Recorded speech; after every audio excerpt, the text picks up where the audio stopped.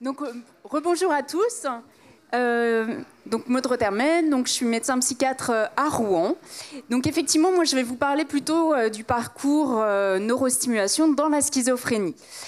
Encore une fois, merci beaucoup à Anne Sauvager, à toute l'équipe de Nantes, et puis à vous d'être présents aujourd'hui. Je crois qu'on passe tous une très bonne journée dans une ambiance très détendue. Donc, pour parler de la neurostimulation dans la schizophrénie, je vais forcément vous parler un peu des indications historiques des ECT dans la schizophrénie, et puis de l'application de la RTMS, qui s'est finalement un petit peu focalisée ces dernières années dans deux indications, les hallucinations acoustico-verbales et les symptômes négatifs. Alors, pourquoi s'intéresser aux hallucinations acoustico-verbales? Eh bien, parce que c'est très fréquent dans la schizophrénie, c'est expérimenté par à peu près 70% des patients, et ça augmente le risque suicidaire par 2,5 chez les patients schizophrènes qui ont des hallucinations par rapport à des schizophrènes qui n'ont pas d'hallucinations. Alors, c'est vrai que les hypothèses physiopathologiques des hallucinations sont encore loin d'être totalement comprises.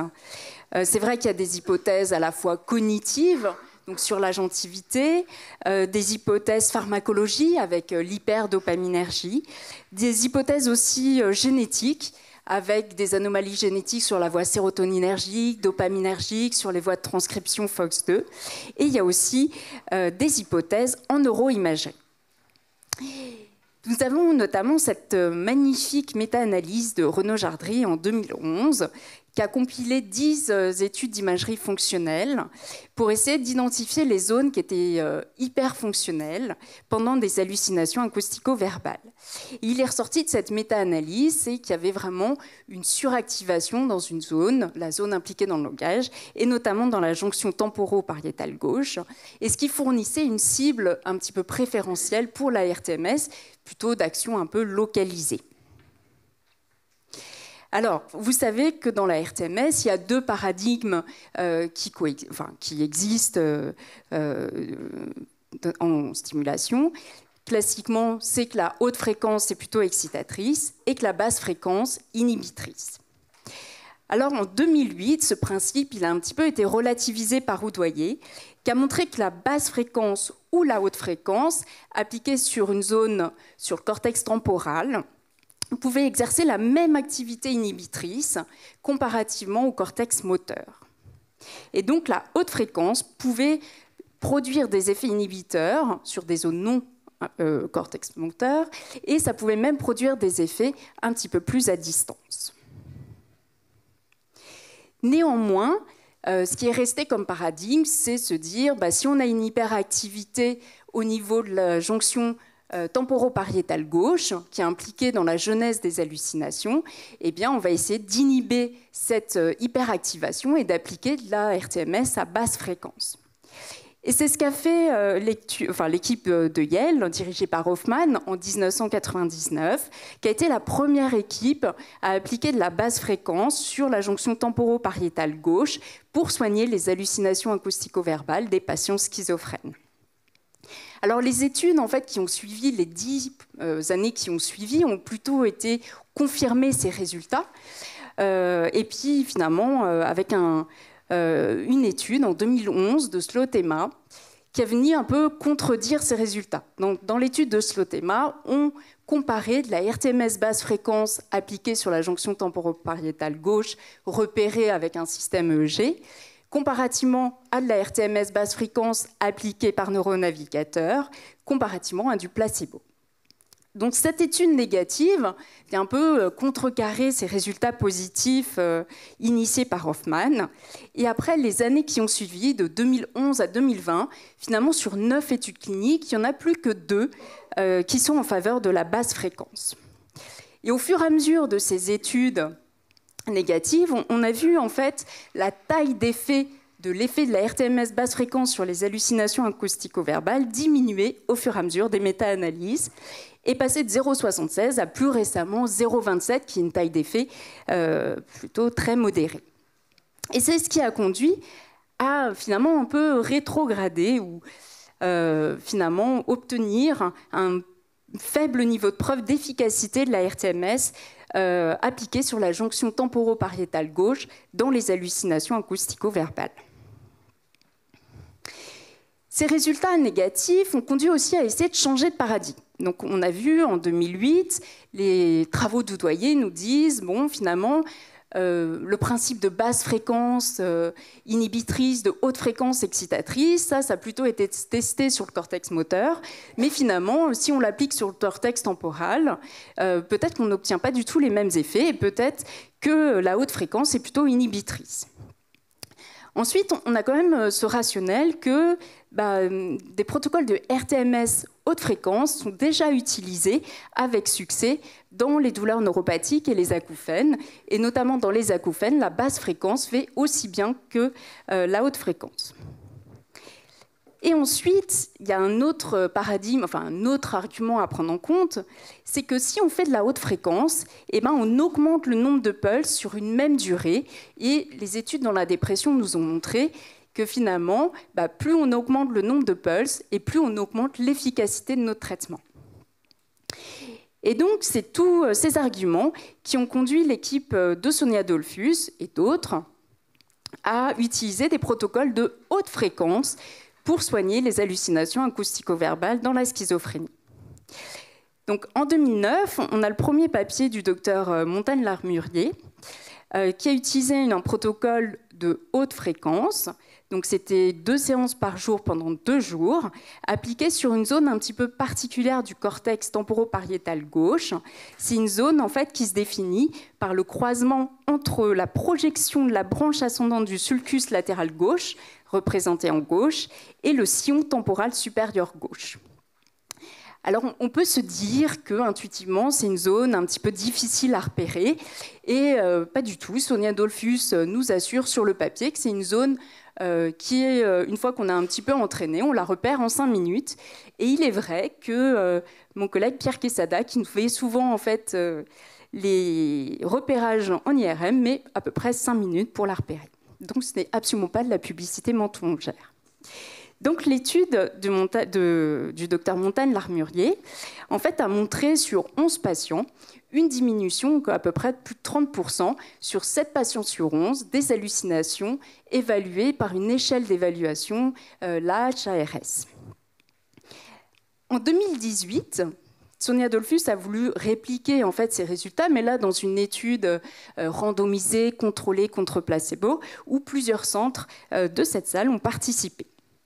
Alors, le critère de jugement principal dans cette étude, donc, qui utilisait toujours en fait, le protocole haute fréquence, donc un petit peu intense, 2 séances par jour pendant 2 jours, et qui regroupait à peu près 10 400 pulses, le critère principal, c'était vraiment la diminution de 30% de la fréquence, l'item fréquence sur la HARS. Alors, ça n'a pas montré de résultat sur cet item fréquence, mais finalement, à 14 jours après les séances de RTMS, a montré une baisse de plus de 30% sur le score global de l'HARS. Donc des résultats plutôt très intéressants, assez prometteurs, et qui est la dernière étude RCT sur le sujet. Alors, fort de ces résultats, parce qu'on avait participé à Rouen en fait, à cette étude, on trouvait qu'on avait suffisamment d'arguments. Voilà, c'était une étude de classe 1, une étude randomisée, contrôlée, contre placebo, le gold standard. On trouvait qu'on avait suffisamment d'arguments pour pouvoir les proposer à nos patients schizophrènes résistants. Et donc, on a un petit peu aménagé le protocole. Alors, il est vrai qu'on n'avait pas forcément d'IRM pour tous les patients, donc on a utilisé plutôt un repérage classique en EEG de la zone temporopariétale gauche.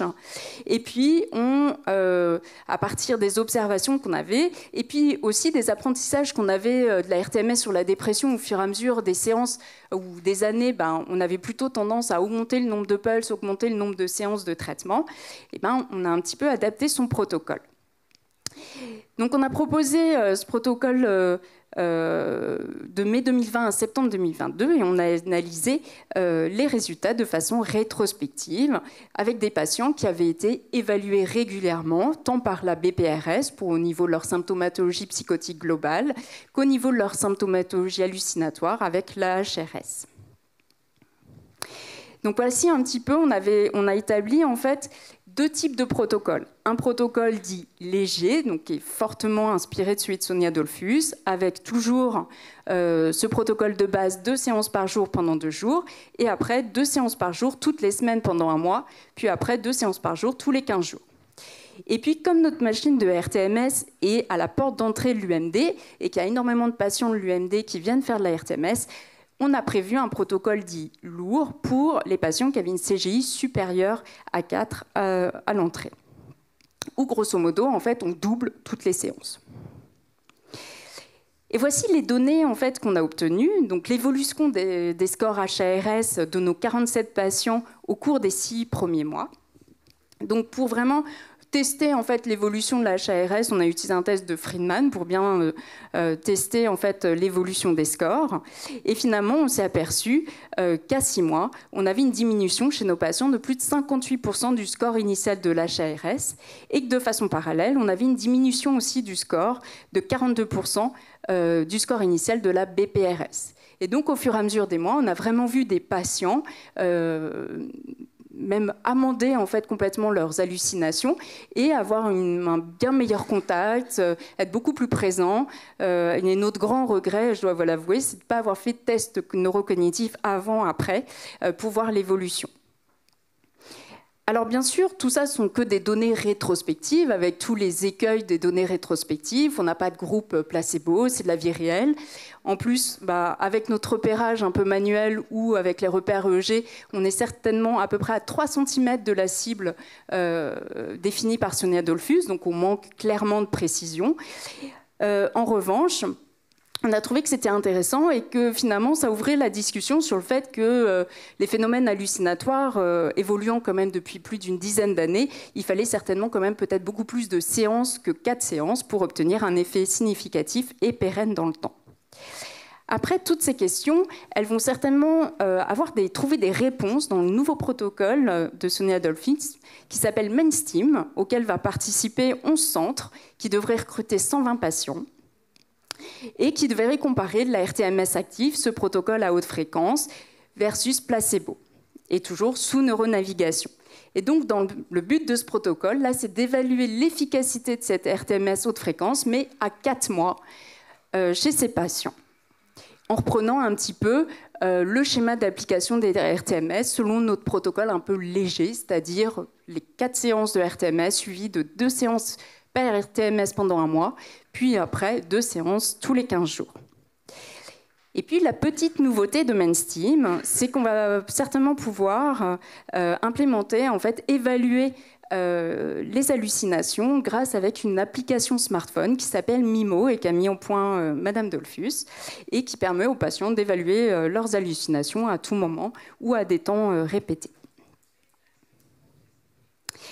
Une autre indication de la RTMS sont les symptômes négatifs. Alors classiquement, on utilise des protocoles de RTMS haute fréquence au niveau du cortex préfrontal dorsolatéral gauche, comme dans la dépression. Alors depuis 2014, la plupart des études contrôlées contre placebo ont montré un effet positif sur la réduction des symptômes négatifs. En revanche, une plus grande étude contrôlée contre placebo à ce jour, qui a inclus quand même 150 patients, a montré finalement une étude plutôt négative. Et c'est pour ça que maintenant, vous avez un niveau de recommandation de la RTMS sur les symptômes négatifs qui est passé de B à C, c'est-à-dire avec un faible niveau de preuve.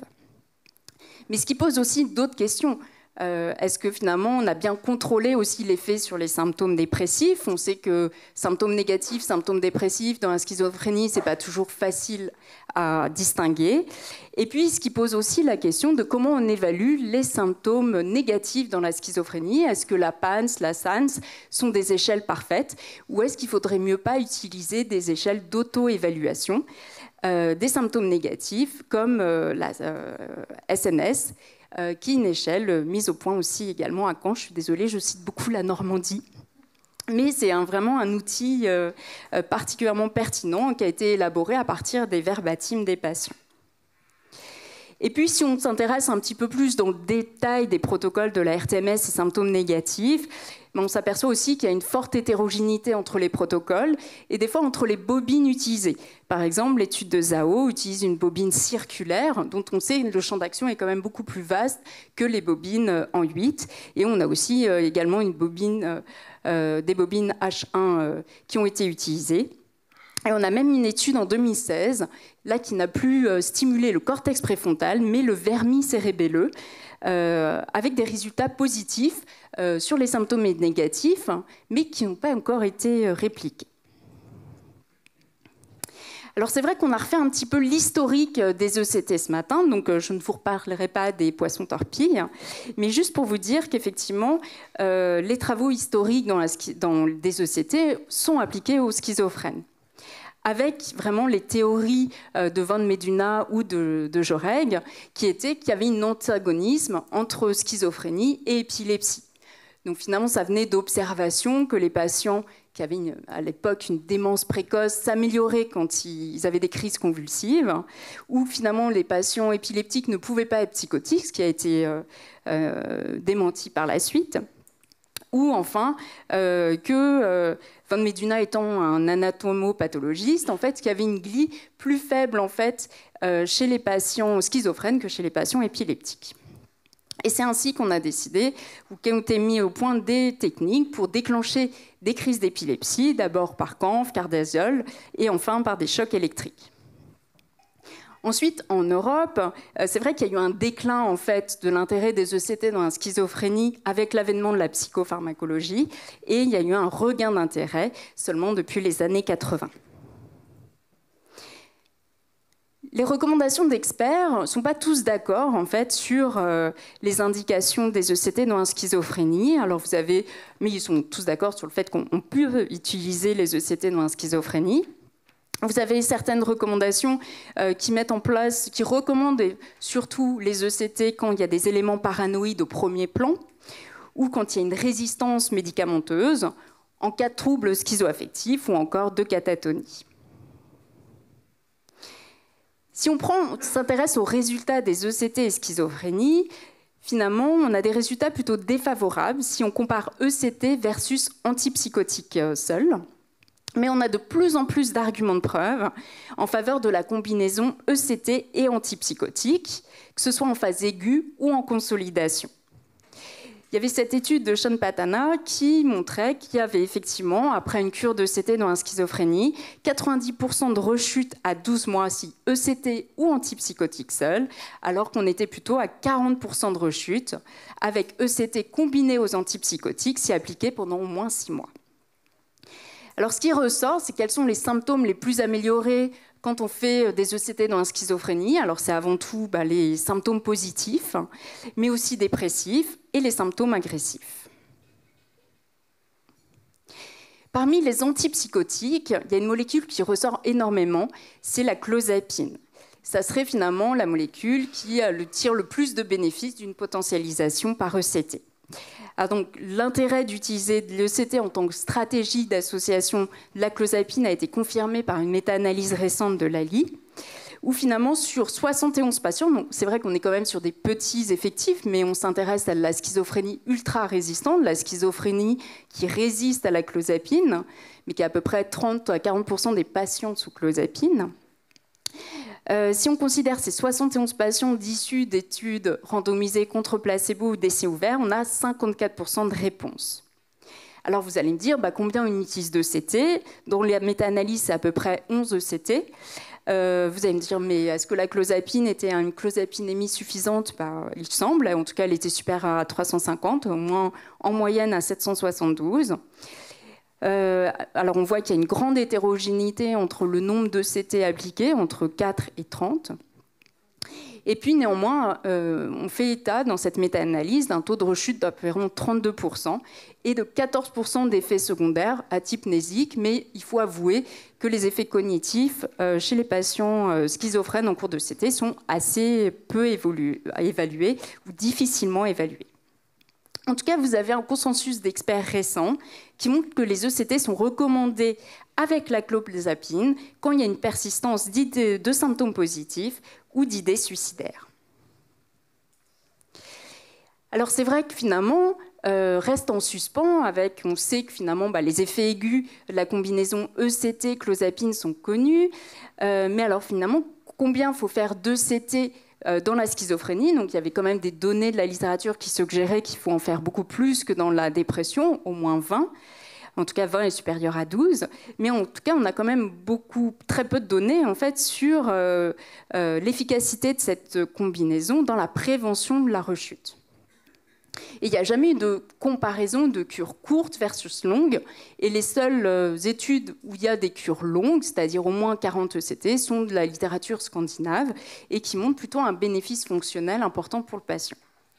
Et donc, c'est l'objectif de l'étude SURATE, qui est une étude, un PHRC national qui date quand même déjà depuis 2016, et dont l'objectif, c'est d'évaluer la réponse à 15 mois sur la PANSS entre deux schémas de potentialisation de la clozapine pour ECT, un court de 20 séances sur 6 mois versus un long de 40 séances en 12 mois, chez des patients schizophrènes ultra-résistants. Avec l'hypothèse, vous allez me dire, pas très recherchée, ou peut-être un peu évidente, qu'une cure de 12 mois, c'est plus efficace qu'une cure de 6 mois sur le taux de réponse évalué à 15 mois. Alors en vrai, c'est une étude extrêmement difficile à mener, auquel finalement 12 centres ont accepté de participer. D'ailleurs, je remercie Nantes, Poitiers, Dieppe de participer, parce que c'est quand même un vrai challenge de faire tenir des patients schizophrènes ultra résistants pendant 12 mois en ECT. Et donc cette étude devrait réunir quand même 64 patients, 32 par bras, si on arrive un jour à la finir. Mais avec un petit peu de persévérance, on devrait y arriver. Alors il y a une autre indication des ECT dans la schizophrénie, c'est les ECT dans la catatonie. On connaît bien ce schéma d'application qui est qu'en catatonie, ce qui est recommandé, c'est le challenge test, ou lorazépam ou zolpidem. Si inefficacité ou si absence d'amélioration rapide avec les benzos, on passe directement aux ECT. Et puis les ECT dans le syndrome catatonique, on l'a tous expérimenté, c'est assez miraculeux, en 1 à 2 séances, c'est incroyable, maximum 4. Et effectivement, c'est ce que retrouve la littérature, que dans cette indication, on a entre 80 et 100% d'efficacité. On n'est pas du tout dans l'efficacité rapportée dans la dépression ou dans la schizophrénie non catatonique, avec une taille d'effet quand même supérieure à 2, qui est relativement extraordinaire.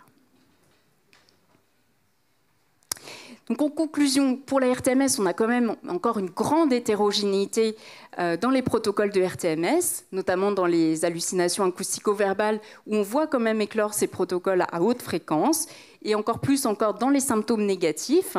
Mais finalement, il y a des études assez prometteuses et puis une excellente tolérance, ce qui nous fait encore plus de protocoles de recherche à monter pour essayer vraiment de répondre à nos différentes questions. Et pour ce qui est des ECT, c'est une indication historique, les ECT dans la schizophrénie, mais c'est encore actuellement peu utilisé, ou encore bien trop tardivement. Et sans vous mentir, par exemple dans le protocole SURATE, ce ne sont pas les patients de l'UMD, je ne vous le cacherai pas, qui profitent le plus de la potentialisation ECT et clozapine, mais c'est les patients en ambulatoire qui sont amélioré par la clozapine, mais qui a encore pas mal de symptômes un peu invalidants. Et finalement, ce sont eux qui en bénéficient le plus. Donc, c'est toujours un peu le même message, ne pas envoyer trop tard en ECT. Si vous voulez que les patients en profitent le plus, que ce soit les patients dépressifs, schizophrènes, il faut bien l'avancer en fait dans l'algorithme de soins. Je vous remercie.